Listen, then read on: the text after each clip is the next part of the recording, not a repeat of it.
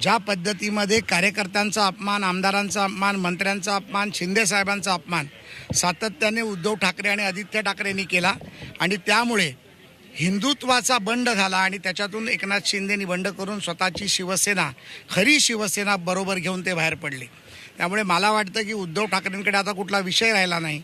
कार्यकर्त्यांना जर जिवंत ठेवायचं असेल तर बैठका घ्याव्या लागतील, पण आता त्यांना तेही लक्षात आलं आहे की उरले सुरले कार्यकर्ते देखील शिंदेसाहेबांकडे आणि भाजपाकडे येतील आणि त्यामुळे हा त्यांचा केविलवाणा प्रयत्न आहे.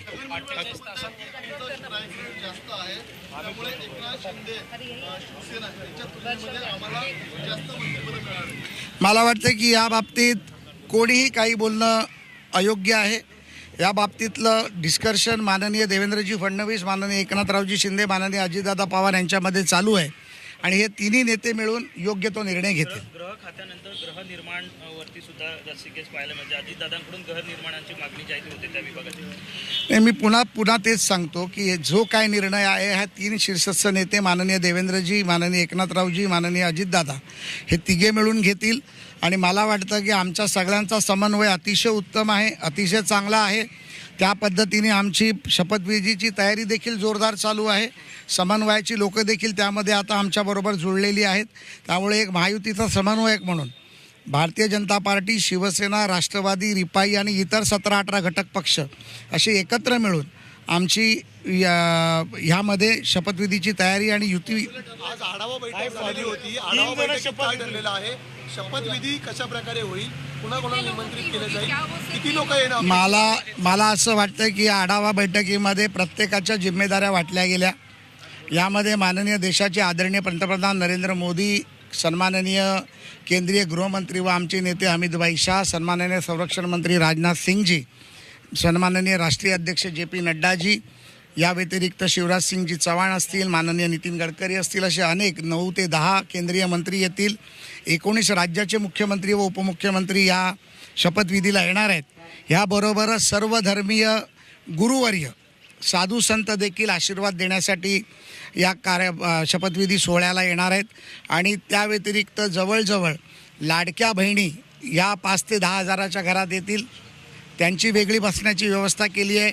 मुंबईतल्या हाऊसिंग सोसायटीजनी जी आम्हाला मदत केली त्यामुळे हाऊसिंग सोसायटीचे चेअरमन, सेक्रेटरी असे 5000 लोक येतील. कार्यकर्ते आणि शेतकरी जवळजवळ 2-2.5 हजार शेतकरी वेगवेगळ्या भागातून येणार असं सांगितलं. वारकरी पंथाचे लोक येणार आहेत, डबेवाले येणार आहेत आणि या व्यतिरिक्त 40 ते 50 हजाराहून अधिक कार्यकर्ते हे आपल्याला त्या सभास्थळी दिसतील. कारण आझाद मैदानमध्ये आम्ही जवळजवळ 40,000 खुर्च्यांचा बंदोबस्त केलेला आहे. त्या व्यतिरिक्त 2000 VVIP आणि VIP ची व्यवस्था वेगळी केलेली आहे.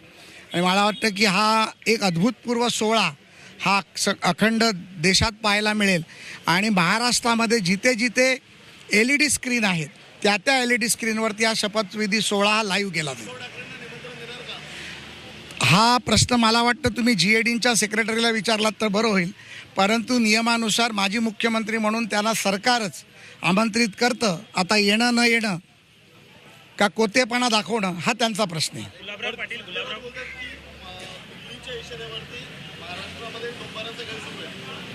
संजय राऊत स्वतः डोंबाऱ्याचा माकड झालाय, त्यामुळे त्याच्याबद्दल बोलणं काही योग्य नाही. गुलाबराव पाटील असं म्हणतात की मागच्या वेळी उपमुख्यमंत्र्यांकडे गृह खातं होतं, तर आता आम्ही जर उपमुख्यमंत्री पद स्वीकारतोय तर गृह खातं आम्हालाच मिळालं पाहिजे असा एक दावा त्यांनी पुन्हा एकदा केला. गुलाबराव हे ज्येष्ठ आमदार, ज्येष्ठ नेते आहेत, त्यांचा मी सन्मान करतो. त्यांनी त्यांच्या मनातील भावना बोलले असतील, परंतु माझं एकच उत्तर पुन्हा आहे की या बाबतीतले निर्णय माननीय एकनाथरावजी, माननीय देवेंद्रजी, माननीय अजितदादा घेतील आणि तो निर्णय संपूर्ण महाराष्ट्रातला मान्य असेल. नाही, या बाबतीतला निर्णय देखील माननीय देवेंद्रजी आपल्याला उद्या सांगतील. 48 तासांवरती शपथविधी आलाय, परंतु कोणी नाही, मी म्हटलं ना आत्तापर्यंत drum gate to main gate आणि मेन गेट टू ड्रम गेटच्या बाहेर माननीय उद्धवजी कधी गेले नाहीत. मुख्यमंत्री झाल्यानंतर मंत्रालयात फक्त 3 वेळा गेले. फेसबुक लाईव्हवरती ज्यांनी सरकार चालवलं, नगरसेवक, शाखा प्रमुख, विभाग प्रमुख, आमदार, खासदार, मंत्र्यांना ते कधी भेटले नाहीत.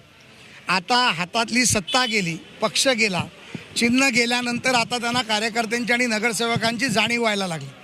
कधी नव्हे ते माजी नगरसेवकांना त्यांनी आमंत्रित करून मातोश्रीवरती बैठक घेतली. त्यामुळे पायाखालची जमीन घसरल्यानंतर राजपुत्राचं अस्तित्व कुठेतरी मुंबईत टिकवायला पाहिजे आणि दुभती गाय आपल्या हातातून देखील जाणार, म्हणजे भ्रष्टाचाराचं कुरण जे त्यांनी बनवलं होतं ते देखील हातातून जाणार, या भीतीपोटी उद्धव ठाकरेंची आता तळमळ होते. धन्यवाद. पवार असतील किंवा राज ठाकरे असतील यांना सुद्धा निमंत्रण दिलं जाणार आहे. निश्चितपणे शरद पवार महाराष्ट्राचे ज्येष्ठ नेते आहेत, माजी मुख्यमंत्री, माजी केंद्रीय मंत्री आहेत, त्याचबरोबर राष्ट्रवादी पक्षाचे ते राष्ट्रीय अध्यक्ष देखील आहेत.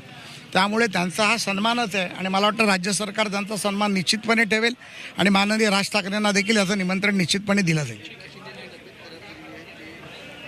मला वाटतं त्यांनी स्वतःनीच टी व्हीवर सांगितलं की माझी तब्येत ठीक आहे, मी रुटीन चेकअपला आलो आहे.